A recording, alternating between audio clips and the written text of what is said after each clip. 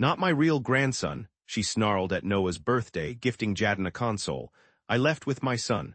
Now she's begging for forgiveness. I was concentrating intently on the looming due date for my freelance work, situated in the kitchen as sunlight poured in, a coffee mug clutched in my hand. Once I tweaked the graphic design on my laptop screen with a few mouse clicks, a deep breath escaped me. Finally, I felt like I was successfully juggling my career and my family.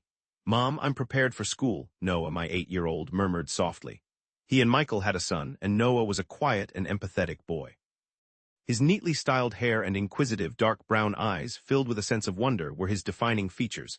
I turned towards my son, a smile on my face. That's great, Noah, you're extra early today. Your dad's still getting ready. Michael then came into the kitchen and softly touched his son's shoulder. He was employed at a local architecture company and was a dependable, honorable husband and father. Everyone's up early today, but I'm all set. We lived in a comfortable suburban house. It wasn't extravagant, but it was a place we had built with care. The walls were adorned with family photos and Noah's creative projects, and through the living room window a small, well-maintained garden was visible. After we ate, Michael glanced at an incoming call on his cell phone and looked slightly concerned. It's from Mom, he announced. It was a heads-up about the family get-together this weekend. I tried hard to keep my face neutral. Michael's mother, Carol Collins, was a rich widow who was known in the community for her philanthropic work. I lived in a large house in a wealthy area, and every month it was her custom to get the whole family together. Though she presented herself as a kind and giving person to everyone else, sometimes within the family, particularly toward Elizabeth and Noah, she acted quite differently. This weekend is at Carol's, Elizabeth announced without any emotion. I'm curious if Lindsay and Jaden will be there also. Lindsay, Elizabeth's sister, had gone through a divorce 2 years prior and was now raising her son Jaden, who was 7. Strangely, Carol was extraordinarily affectionate toward Lindsay and Jaden. Jaden was treated by her as her preferred grandchild, receiving an unusual amount of indulgence. They're definitely coming, Michael replied. Mom always enjoys seeing Jaden. Elizabeth felt a sting because of what was implied in his words. Carol's bias was just so clear. She lavished special attention on Jaden while barely acknowledging Noah. Sometimes I felt that Carol not only hadn't accepted me as her own daughter, but she also didn't regard Noah as a true grandchild. Noah, you're going to be late for the bus, I said, changing the topic. Noah gave a silent nod, grabbed his bag, and gave his parents a kiss goodbye. After the door shut, I turned to Michael. Tomorrow is Noah's birthday. Did you tell your mother? Michael shifted uneasily. I did, he said. But Mom just said, oh, is that so? I forgot. I held back my frustration. Carol forgot Noah's birthday almost every single year, even though she went all out to celebrate Jaden's. Last year, my mother organized a fancy party for Jaden and gave him a super expensive bike. At the same time, Noah got just a small card and a low-quality toy. Okay, I thought softly, we'll do a great birthday celebration for Noah ourselves. My husband Michael took my hand and said, absolutely, yes. I had mixed feelings about my mom's actions. She'd been feeling lonely since my dad died, but that didn't make her behavior okay. That afternoon, I finished my work and went out to shop. At the grocery store, I bumped into Lindsay. She had a shopping basket and was looking at her phone. Lindsay, I called out. My sister looked up and grinned at me. Perfect timing, I just got a message. From Carol, are you going to the get-together this weekend? I smiled back at Riley. Yes, I'm planning to go. Tomorrow is Noah's birthday and we'll celebrate with the family afterwards. Lindsay's expression shifted a bit. Oh, that's right, Noah's birthday. I wonder if Carol has planned anything. Probably not, I said, being completely honest. The same as always. I felt bad as I shrugged too. I thought this whole situation was unfair, but as a single mom, I depended somewhat on Carol's financial and emotional help. I'm sorry, Carol's attitude is really. Don't worry about it, I stopped my sister. It's not your problem. How's Jaden doing? Everything's going well at school. We then started talking about other things, chatting about how our kids were doing in school and our jobs. Before they separated, Lindsay gave Elizabeth's arm a soft squeeze. I also got a birthday gift for Noah. I plan on bringing it over tomorrow. Elizabeth responded with a thankful smile. I figured that, at the very least, Lindsay grasped how unfair all this was. As I drove home, I was already contemplating Noah's birthday tomorrow and the family get-together scheduled for Carol's place in just a couple of days. This was more than I could handle. I couldn't keep taking this with a smile. I couldn't keep putting up with Carol's prejudiced behavior any longer. Carol's home was a huge, 3-story building with white columns and a wide front porch. On Sunday afternoon, as Michael, Noah, and I exited our vehicle, I noticed that numerous fancy vehicles were already parked in the parking lot. Let's go, Noah. Stand up tall. Michael gently put his hand on Noah's shoulder. Yesterday, we had a simple birthday celebration for Noah. I had made a homemade chocolate cake, and Michael gave Noah the telescope that he had desired. It was a small but very sweet celebration. I took a deep breath. I had made up my mind to stay composed today, no matter what transpired. When Michael pushed the doorbell, a housemaid answered the door. "Mr. Collins, we were expecting you," the maid said, bowing respectfully and ushering us toward the large living room. The living room was already filled with Lindsay, Jaden, and several of Carol's closest companions. Carol, wearing an expensive designer dress, was seated on the center of the sofa, managing everything around her like a queen would. I noticed her lightly running her fingers through Jaden's hair while she was chatting with her friends. Then Carol caught sight of us, and her smile seemed a little fake. "You're finally here," she said. Michael moved toward her and kissed his mother's cheek. Elizabeth and Noah offered their greetings, but Carol's attention instantly went back to Jaden. "Jaden, don't you have a surprise for us?" Carol asked, her tone full of implication. Jaden stood up with a proud air and lifted a big box sitting by the couch. "Look." He shouted with excitement. "Grandma gave me a really cool gift." What came out of the box was the newest gaming console, the one that had just become available. Elizabeth felt a pang in her chest. It was a high-end, expensive item, one that was worth thousands, something Michael and I had talked about and decided we couldn't buy for Noah yet. "Whoa," the other children in the room gasped. Noah's eyes got big, and he quietly went over to Jaden. "Can I touch it?" Noah asked, sounding unsure. Jaden looked a little puzzled, but Carol stepped in. "Jaden, it's your special thing, so you can decide." Jaden hugged the box to his chest and said, "Sorry, but it could break." The mood in the room instantly became tense. One of Michael's friends tried to make things lighter by saying, "Well, what a great present. Is it your birthday?" "No," Carol chuckled. "No special reason, just because Jaden did well in school. I give special gifts to my special grandson." Her words hung in the air. I glanced at Noah's face. Tears were beginning to form in his eyes. My grandson Noah sounded small and shaky. "Did you overlook my birthday?" Everything went still when he asked that. For a second, Carol looked bewildered, but then she quickly got herself together. "Oh, was today your birthday as well?" She chuckled a little. "It completely slipped my mind. I'll get you something later." With those words, something inside me shattered. This wasn't just a one-time thing. It was Carol's pattern to forget Noah's birthday. She had never once missed Jaden's birthday. I slowly rose to my feet. Everyone in the room turned to face me. "Carol," my voice was soft but full of resolute purpose. "You forget Noah's birthday every single year, but for Jaden you always throw extravagant parties and give expensive gifts." Carol moved around uncomfortably. "Elizabeth, this isn't the moment to talk about this. We have company. No, this is absolutely the right moment to address it." I held my head high. "You always refer to Jaden as your special grandchild and ignore Noah. I simply cannot permit such inequity any longer." "Inequity?" Carol spoke a little louder. "I'm just showing affection for my true family." "True family?" Michael stood up from his chair. You could see the fury on his face. "Mom, what are you saying? Noah's my son. He's your grandson." "Yes, but..." Carol tripped over her words. "Jaden has our family's blood. He is Lindsay's child." The atmosphere in the room became heavy and still. I suddenly understood everything. Carol was treating Noah unfairly precisely because he was adopted. Having faced infertility challenges after getting married, Elizabeth and Michael had at long last adopted Noah. I completely understand, considering how deeply they cherished him as if he were biologically theirs, a fact they'd shared openly within the family.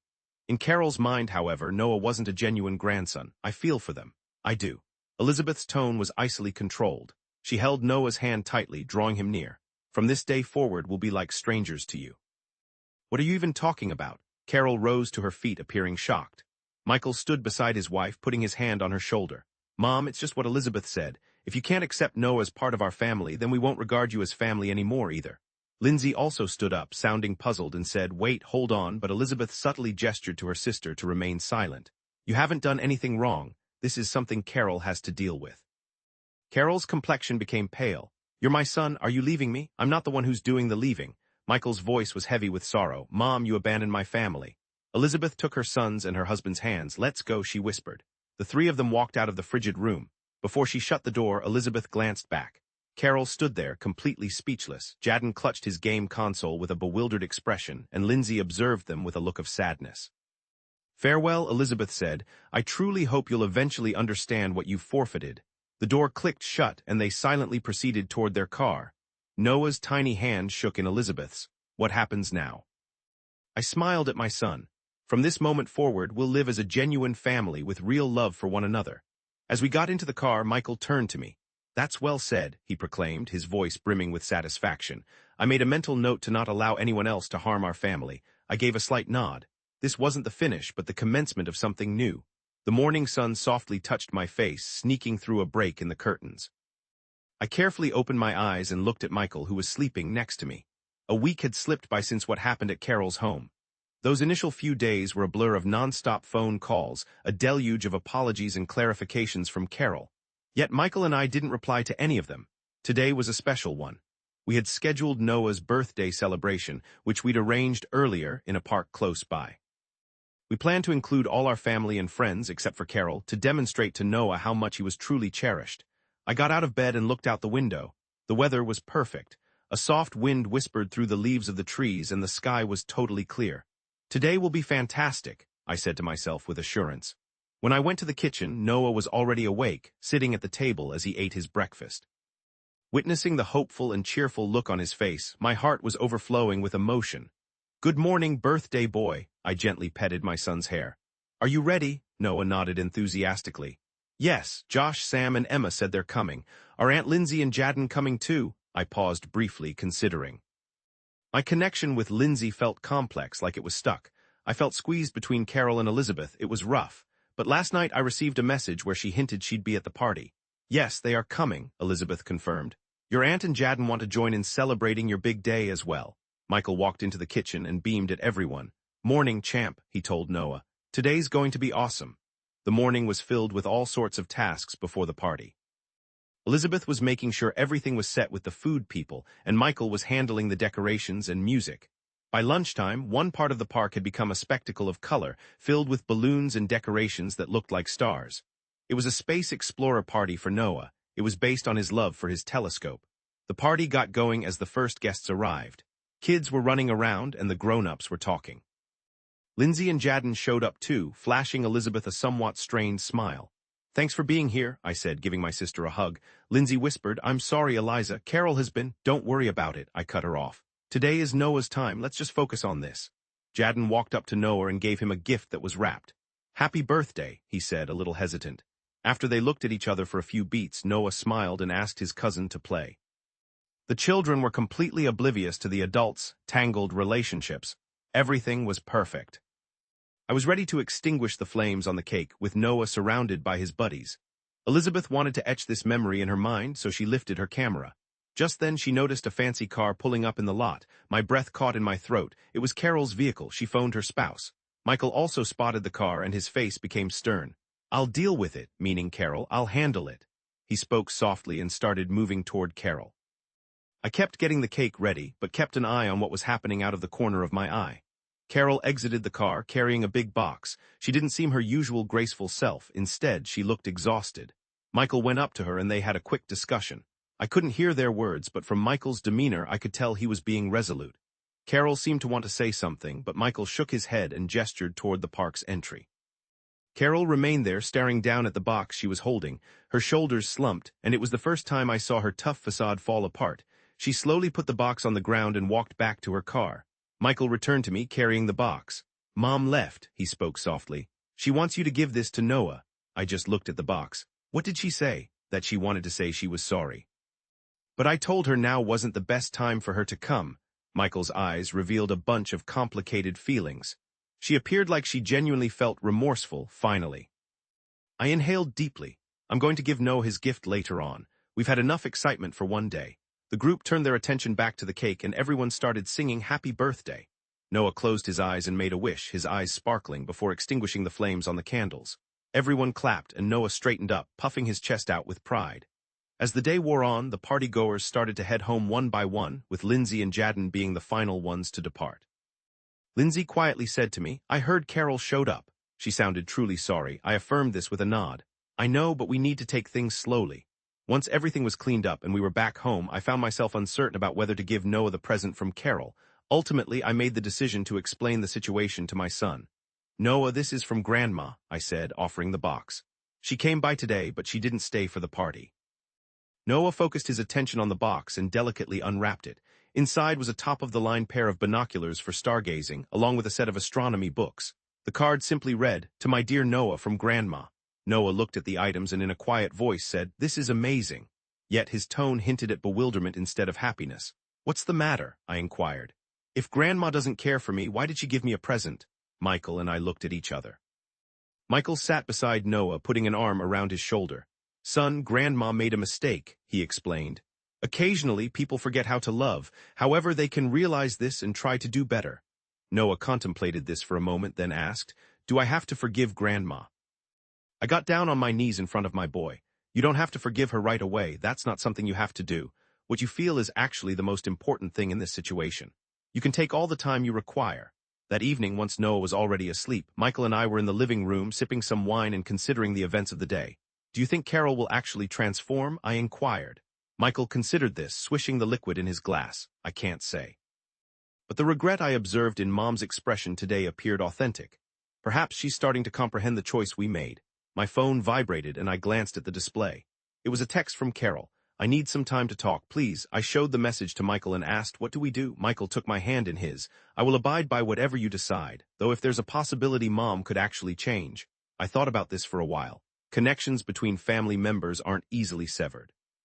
Still, I was willing to make any sort of sacrifice to keep Noah safe. Let's wait a week. I made my choice. Over that period, we can sift through our emotions and contemplate what stipulations would allow us to talk to her. We raised our glasses and looked at one another. On Saturday morning, I was in the kitchen brewing coffee.